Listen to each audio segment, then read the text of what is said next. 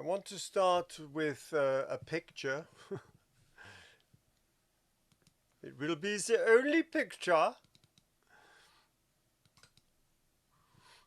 This is a picture of Moses striking the rock. We're going to be examining today the issue of the problematic episode of the rock, in which, in fact, in a very tragic way, Moses' career is sealed. The failure of Moshe to lead the Jewish people into the promised land constitutes really the central tragedy of the book of Numbers and also the book of Deuteronomy. In Shmos, in Exodus, the stories all have a happy ending, whilst in Bamidbar the stories end with punishments. The quail story, God becomes furious with Am Yisrael and strikes them down. In the story of the water, Moshe and Aaron botch the miracle. And although Am Yisrael gets their water, Moshe and Aaron pay with their lives, losing the privilege to accompany Am Yisrael into the promised land. The ambiguous circumstances surrounding both the loss of leadership and his disqualification from entry into the land add to our reader sense of frustration and wonder. And I want to share with you a Kafka parable. The Kafka parable is based on the Greek myth of Prometheus. But what does Kafka do with it? Kafka says in his book of parables there are 4 legends concerning Prometheus. In fact, we only know of one, the first one. According to the first, he was clamped to a rock in the Caucasus for betraying the secrets of the gods to men. And the gods sent eagles to feed on his liver, which was perpetually renewed. Now, Kafka doesn't stop with that. He engages in midrash, in amplification.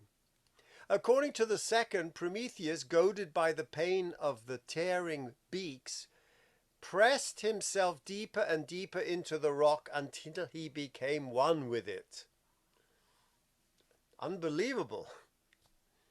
According to the third, his treachery was forgotten in the course of thousands of years, forgotten by the gods, the eagles, forgotten by himself. Typical Kafka way of looking about memory and loss. And lastly, everyone grew weary of the meaningless affair. The gods grew weary, the eagles grew weary, the wound closed wearily. And now he ends. There remains the inexplicable mass of rock.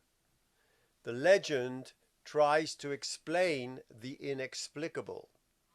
As it comes out of the substratum of truth, it is in turn to end in the inexplicable, which really is, in fact, Kafka's project as the prophet of the 20th century.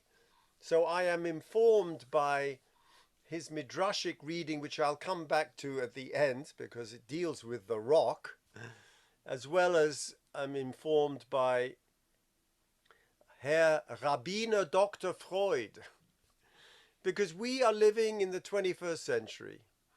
And to pretend that we are still medievalists and we can sit with Rashi in the Bechor Shor and without cognizance that we are sitting on the shoulders of these Gedolim, these great myth makers, and the 2 greatest myth makers of the 20th century, of course, was Freud and the Oedipus complex, and his last work, Moses and Monotheism, which surely informs even unconsciously our reading of our holy Moshe Rabbeinu, and Kafka's parables, we will inform today's reading.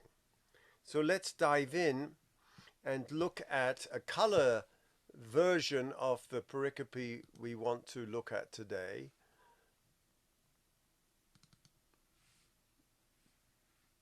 And that is the story of the rock. What I want to do is to compare with you, compare and contrast, in fact,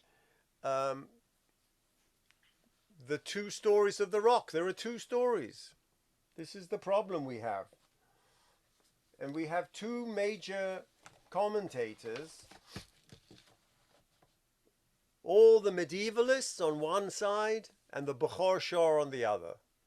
For the Bechor Shor, Rabbi Joseph Orleans died in 1200. Yosef Bechor Shor, he was the member of the northern French school of Pshat. And his unique contribution to Parshanut was the idea of double narratives, meaning reading two stories with similar content as actually referring to a single event. And this is how he reads the account of Moshe getting the water from a rock, both in Exodus and Numbers. And I want to just go through the psukim because you will see how absolutely dramatic is his literary penetration. The Bechor Shor notes that if God tells Moshe to bring along the mateh, kach et ha-mateh, it's because he's meant to use it. So in both, the Israelites arrive at an area without water, both in Shmos and in Bamidbar. And then in both, they quarrel with Moshe. And in both, they complain about leaving Egypt and the imminent death in the wilderness without water. Now Moshe turns to God. Moshe cries out to God in Shmos. And Moshe and Aaron run away from the Eidah, run to the tent of meeting. Some say that that was the failure of leadership, which cost them their lives and their career. They did not listen to the people. They ran to the tent of meeting and praised to God. And now God tells Moshe to gather the people or the elders, kach et ha-mateh. Now the Bechor Shor tells us that if Moshe is telling us to bring the staff, he's meant to use it. And in fact, in both stories, Moshe hits the rock. Moshe hits the rock in both stories. V'hikiso batzur v'yotzu mimenu mayim in Exodus, and v'yorem Moshe es yodo v'yaches asela v'yetzu mayim in both. And in both, the name is renamed Masa U'Meriva. It's named quarrel. So according to this, the stories both in Shemos, which had to do with the quail and the water bringing forth the rock, did not happen immediately after Israel left Egypt, as their placement in the Torah would imply. Each of these things happened at different points in the wilderness traveling. Torah wants to give us a kind of general picture of God's bounty early on. But it is Moshe's description in Devarim where the Bechor Shor argues that the fact that both places have the same name of Meriva is the strong proof that the two accounts are about the same episode, Me Meriva. As Moshe says in Devarim, know that this one and the same, Bechor Shor says, is one and the same episode. Because in Devarim it says the place was named Masa and Meriva. And in V'zos HaBrocha it says regarding this episode that the Kodesh Baruch Hu took issue with Moshe Aaron, who you tested at Masa and challenged at the waters of Meriva. Hence, it is a single episode. This is a most dramatic reading, that the two episodes are one. But now let's go to our episode and see exactly how the others differ with him on that.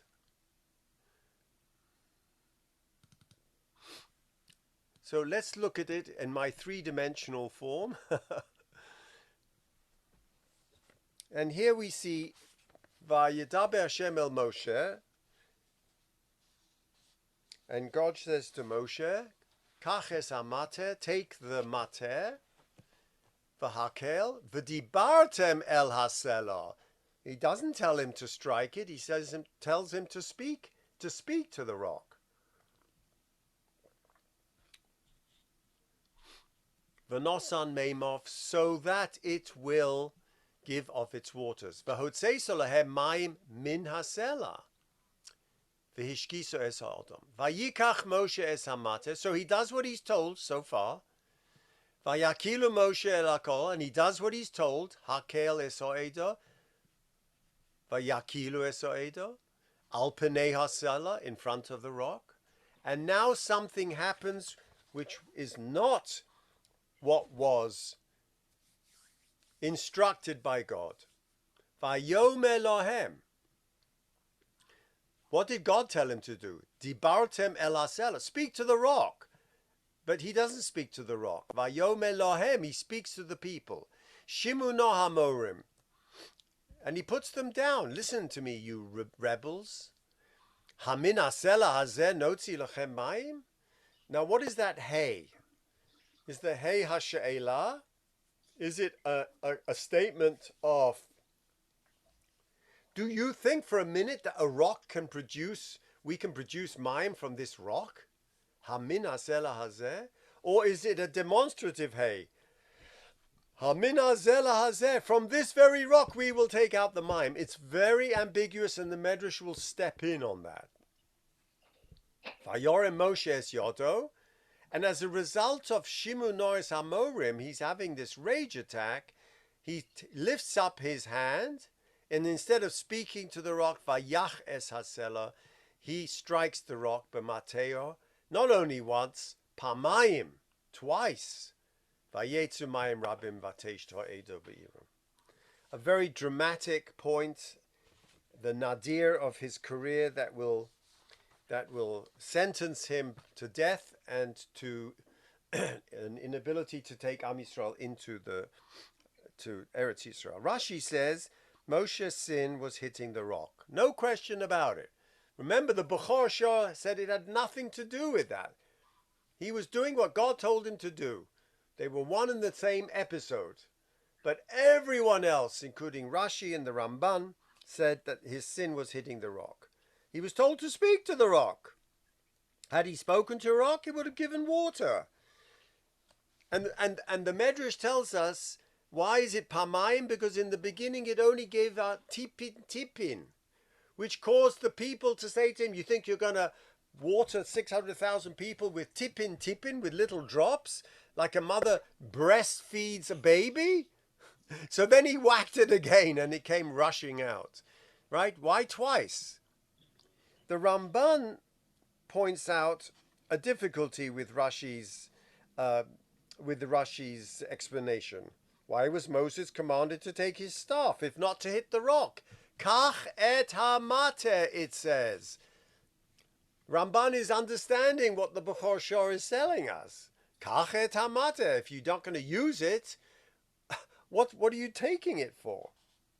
The Ramban finds it hard to distinguish between the miracle of a rock that gives water after being spoken to and a rock that gives water after being struck. Both should have had the same miraculous impact on Bnei Israel. Which brings us to Midrashim that say that Am Yisrael said, wait, we know that you are a shepherd. We know that you know where the rocks have cisterns underneath. Why don't you try this rock over here? Don't go to your rock. We know you're a magician. You know where the stuff is. Try this rock over here. The Rambam explains that Moshe had to represent God, which is ultimate perfection. And you have to have no extreme qualities. You're not allowed to get upset. You're not allowed to have rage attacks. So for the Rambam, he said he misrepresented God's will, and for that he was punished. He finds fault with Moshe, calling to the masses, "Listen, you rebellious one," etc. The Ibn Ezra alludes to another interpretation of the sin, elaborated on by the Shadal, Reb Shmuel David Lutzato. Fault can be found with Moshe and Aaron, not with what they do, but what they did not do, as we said before. They should have taken the initiative. What do? They're stunned and they run to the Ohel Moed. Okay. Very nice. Let's look at a midrash that really caught my attention. And this comes from Medrash HaGodel, which is late. I agree. Medrash HaGodel. So it says, "V'dibartem el hasela le'einehem v'noson meimov."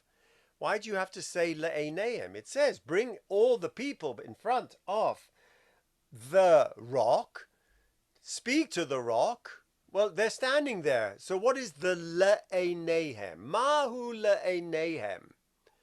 Mimakom sheyomru lachem. Le'einehem is from the very place that they said to you, Hotzi lonu mayim. Go to that place, le'einehem, where they are saying, we need water. Mishom hotzu lahem. And as I said to you, what did they say to him? Moshe roehu, he's a shepherd. Umaket hamayanot shebamid. He knows all the places in the Midbar which have little cisterns or rivulets. V'yodea eza even sheyeh. He knows which collection of rocks has the mayim. Ve'ezo even she'ein bo mayim, and which rock doesn't have mayim.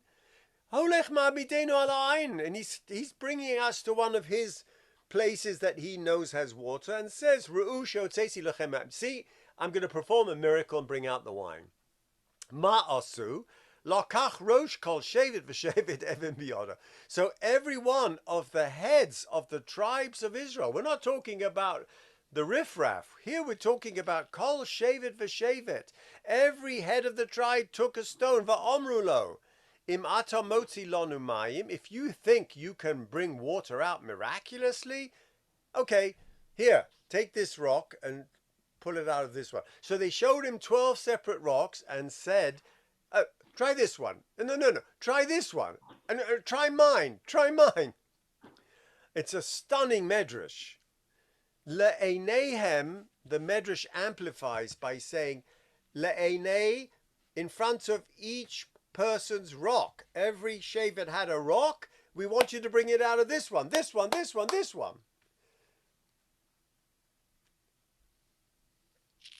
Omar Moshe belibo. Now Moshe has a panic attack. And what happens?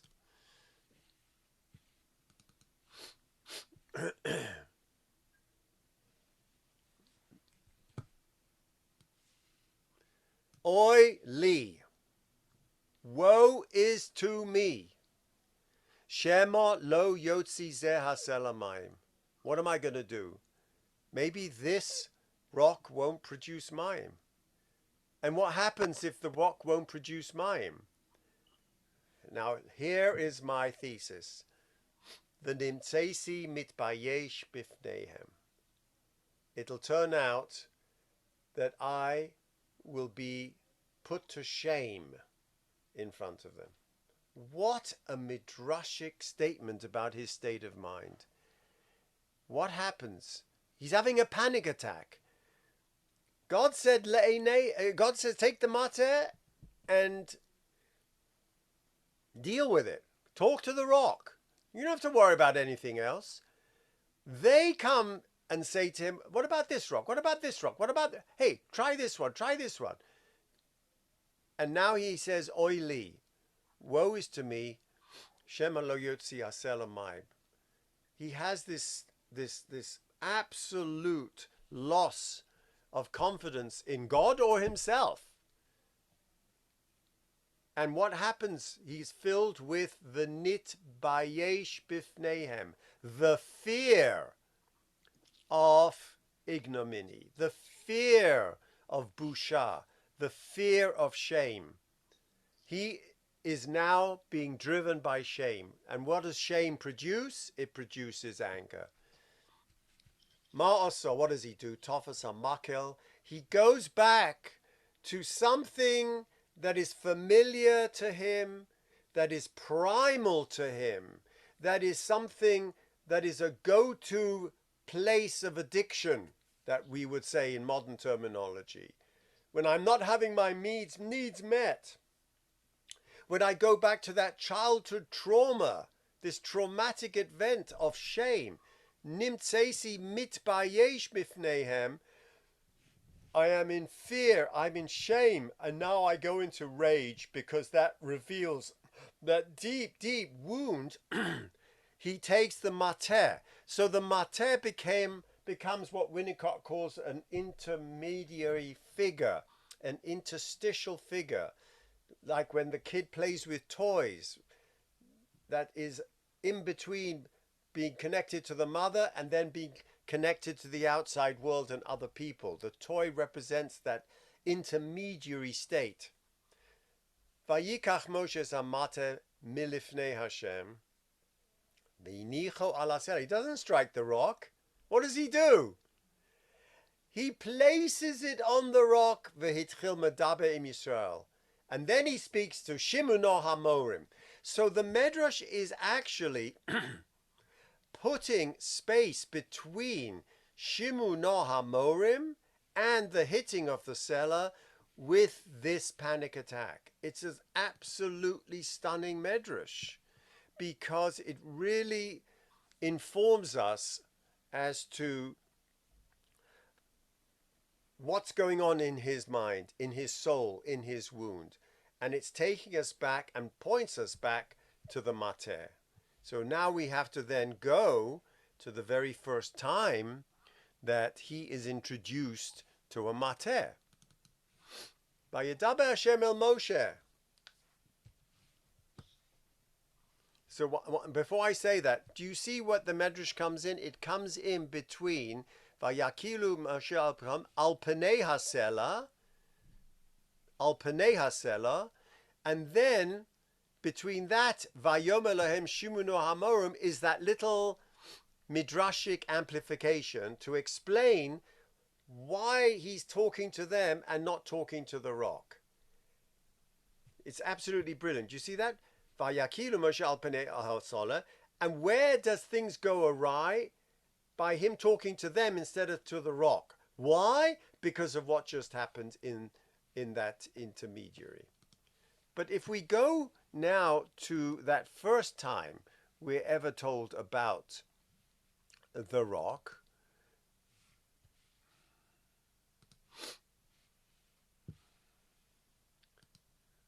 it is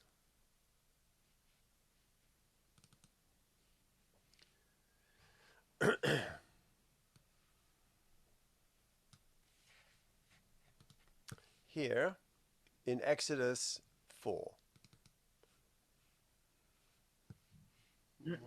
Sorry. Going senile. Forgive me. There we go.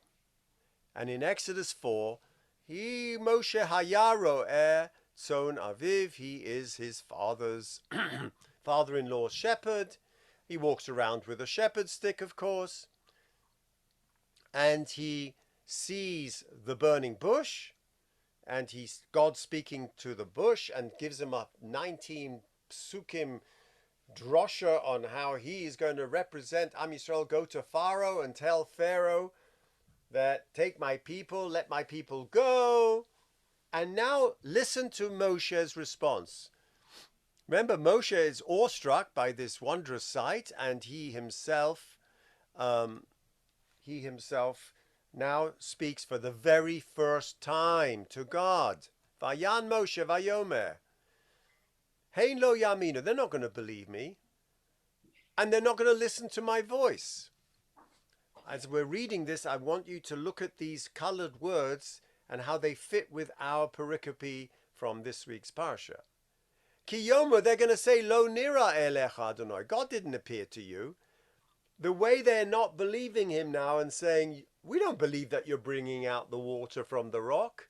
Hey, try this one, try this one, try this one. Vayome elov Adonai. Ma ze biyodcha. What is that in your yad? What is that in your hand? Vayome, and Moshe says, mate. Oh, you have a shepherd's rock. Vayome, hashlicha arza. Throw it down. Vayashlichu arza. What happened? Vayhila nochosh. It became a serpent. Vayonos Moshe miponov. And Moshe runs away from it, right? He runs away from it. So the first of the signs, this is going to be an os. He's going to show him two osos, two signs. The first sign is throw the mate on the ground and it becomes a snake. Vayomer Hashem, shlach yodecha. Take that very hand, what is in your hand, now take your hand, grab it by the tail, and he grabs it, and it becomes stiffened, and it becomes back to a rod. That's the first os, leman yaminu. So that's the first magic trick, that they'll believe that God appeared to you, the God of the fathers. And then God says, lo od. But if that's not sufficient, if you need a second magic trick, take that yad, that same yad, put it in your bosom, and he pulled it out, and what happened? His hand was mitzoraz kasholek. It was dead. It was leprosy, a dead limb. It was completely withered. Now put it back. So he put it back, and it came out, and it was shava kivsaro. It returned to being his flesh. It was no longer a dead limb, but it had become revitalized. And if they don't listen to that one, they will listen to the second oath. And then he adds, and if they don't listen to that one, then he says to him, what I want you to do is to take water from the Nile, throw it onto the ground, and it became blood. He doesn't call that an oath, but that for me is the trigger to try and understand what is going on here. And for that, I want to show you my little scheme. Before I do that, let's just share with you the Netziv.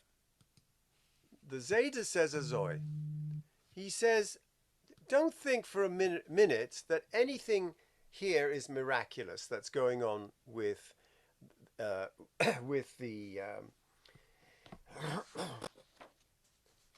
rock. True to his whole view of Bamidbar as a transition between the miraculous of Shmos and entry into Eretz Yisrael, which means living by the divine law, not by miracle, he claims that the well is not miraculous. It's a natural resource for the people, just like the people had said, you're a shepherd, you know where the stuff is hidden. And so in his introduction to Sefer Bamidbar and throughout his commentary, the book is a transition. The nation moves from a condition which divine plays an active role to one which the divine presence becomes muted through Torah and Halacha. And so in this transitional mode, it is inferior to have by the second rock any kind of miracle, striking the rock so it produces it. And therefore, what is he doing by talking to the rock? He's talking in halacha. It's a dramatic reverse of the way the Mefarshim, the conventional reading. The Hamekdava redefines then what is Moshe's failure. It's not that he fell short of a splendid miracle, because that wasn't the purpose. He overshot the new natural mode of a life shaped by words. When it came to the moment, as the Hamikdava says, he forgot the law that he was about to teach the people, the words of the Torah that would inspire them to pray for water. It's a very dramatic reading by the Netziv. Now let's go to my kind of schema, and let me share this with you. What am I trying to suggest here? I am suggesting that when Moshe places the rock, the stick on the rock and says, Oi li, he's placing the very stick, the mateh, that has guided him, given him the authority for this supernatural way of leading the people, going back to the Exodus 4 episode of the bush, through to the next episode, which is what? It's in the plagues. Where are the plagues? The Nile River is what? God tells Moshe by the first plague that he should strike the river. He should strike the river and it becomes like blood. Now, Rashi had actually said that in a dramatic moment by Refidim, when we talked about the rod striking the mateh striking the rock. Vayoma Adonai el Moshe. This is in Refidim when they were complaining the first time round, where he's told to strike the rock. Kach itcha miziknei Yisrael, go with and the elders, umatecha, and go with the elders and your rod. Kach biyodecha, take it. Hineni omed lefanecha al atzur, and I will stand before you by the rock. Vehikisu batzur v'yotzu mimenu mayim. Now, he doesn't just say kach itcha miziknei Yisrael umatcha. He says the following words: Kach itcha miziknei Yisrael umatcha asher hikiso bo et hayaor. Oh my Gideons. The text itself is telling, Hashem is telling Moshe, take the matcha. What matcha? I want you to use the matcha that you used to strike the river Nile.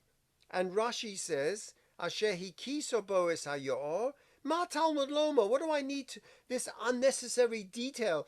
Asher hikiso bo et hayaor, which you struck the river Nile. Elo, to make the following point. Shehayu Yisrael omer malamata, Israel was saying about the staff, she'ena muchan elo lepuronios. That staff, it's only good for negativity. Striking this, striking the ground. It's used lahakos. It's makos. It's to hit Pharaoh. It's to whack. It's only used to spare the rod and spoil the child. It's an instrument of torture. Bo lokach paro mitzrayim kama makos beya. That mate was used to hit Paro in Mitzrayim with many, many plagues. Lekach nema. And now it says, Moshe tells him, Asher hikisu bo et hayaor. That isn't a redundancy. Rashi is dazzling in telling us, Yiru ata she'af letova muchon. It's used for the good. It's a good thing. The matter is not just a bad thing. It's a transitional object used for either good or bad.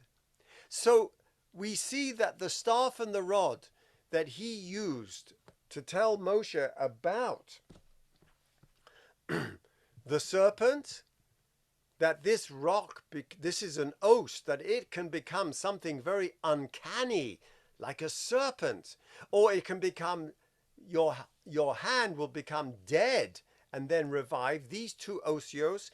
And the third os is that you should take water from the Nile, throw it on the ground, and it turns into blood, refers us back to the makkah and the rod that hit the Nile and turned it into blood. which the rod which you struck the Nile. That connects these three pericopes. Do you see that? It's the same rod that became a serpent as an os, that rod that struck the Nile, and that rod which you used on the Nile to hit the Nile, make it into blood. You now put it into the rock to make water. The rod makes blood, and the rod makes water. It makes murder and killing, and it gives life. On an unconscious level, Moshe strikes and kills the sacred river. Who is the sacred river? The Yor is the Nile River. What's the shape of the Nile River? It's a serpent. Who does it represent? It represents Paro. By killing the Nile, he is actually killing his stepfather. So the makeh of the rod and the Nile, which turns into blood, is the murder, talk about Freud, killing the sacred river, which is Pharaoh, who is his father, who holds the power of life and death. And what is happening at Rephidim then, by God telling him, I want you to take that same matter. This isn't about miracles and about the people. Of course it is. On the deeper level, we're going back into Moshe's psyche. In Moshe's psyche, God tells him that you have within you in Exodus 4 this matter, which is in your hand. And that matter becomes a serpent, which is that serpentine quality within you. The Gra says that each of us has the nochosh. Where is it? It starts in the neck and its head is right in the pelvis. And it is serpentine. It's within us and it is uncanny. It can produce life and love, and it can produce death and destruction, blood and water. And the proof is, use it to kill your father. What does that mean? In a Freudian way, the bloody river is that which he must overcome. In order to become individuated, one has to kill the image of the father in him. He's overwhelmed in his ambivalence. Remember, we spoke last week. He's a stepson. He's being weaned by the nurses of Egypt he refuses. And on the other hand, he's been given the milk of his biological mother. He is torn between these two identities. Here too, he is torn between the identity of the all-powerful father figure, the divine or the pharaoh figure within him, and he's being told to individuate. You have to actually strike that Nile. And then he's told in Rephidim, in order to become individuated and to produce the water of life, you have to use that same rod, that same uncanny rod that you used on the Nile to strike the rock. And unfortunately and tragically, what happens in the end? In our Parsha, he is unable. He places that rod on the rock. And instead of speaking to the rock, meaning to produce the water of life, meaning that he has overcome the bloody past, the nom du père, as we are told by the Freudian interpreters, the name of the father. It is so overpowering that he actually has to revert to rage.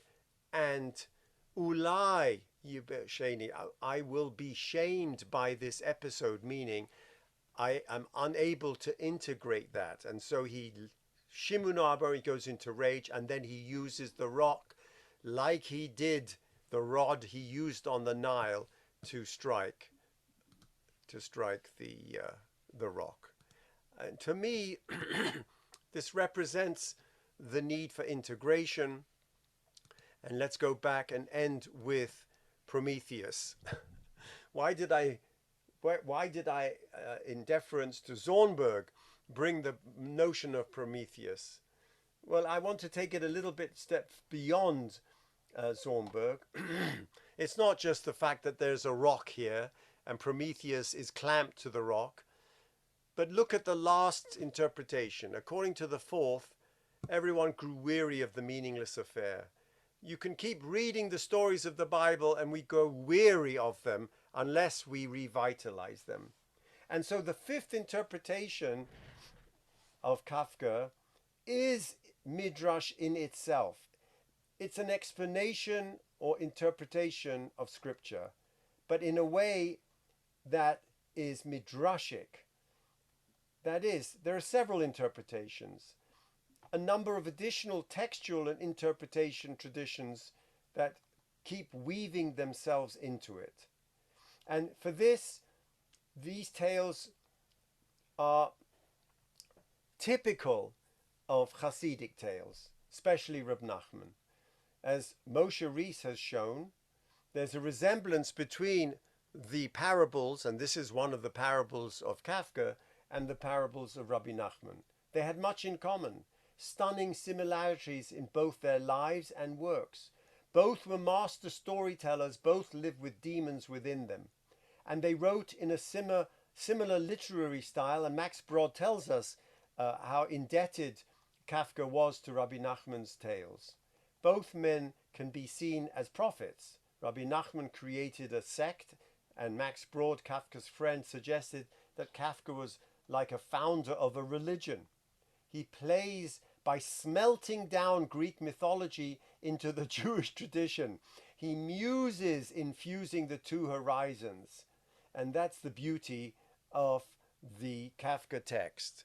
In the end, it remains an inexplicable mass of rock. The story requires further and further interpretation, which is the beauty of the midrashic enterprise, how we can read even Freud and Kafka into the deep recesses of Moshe Rabbeinu, Herr Moshe Rabbeinu, his anxiety, the anxiety of the influence of the past and what he had to deal with. And that becomes a spiritual roadmap, of course, for ourselves as we deal with the demons of the past that we have to deal with. Are we able to speak to the rock without hitting it? Are we able not to resort to violence in our discourse, in our interpretations, in our methods? Have a wonderful week.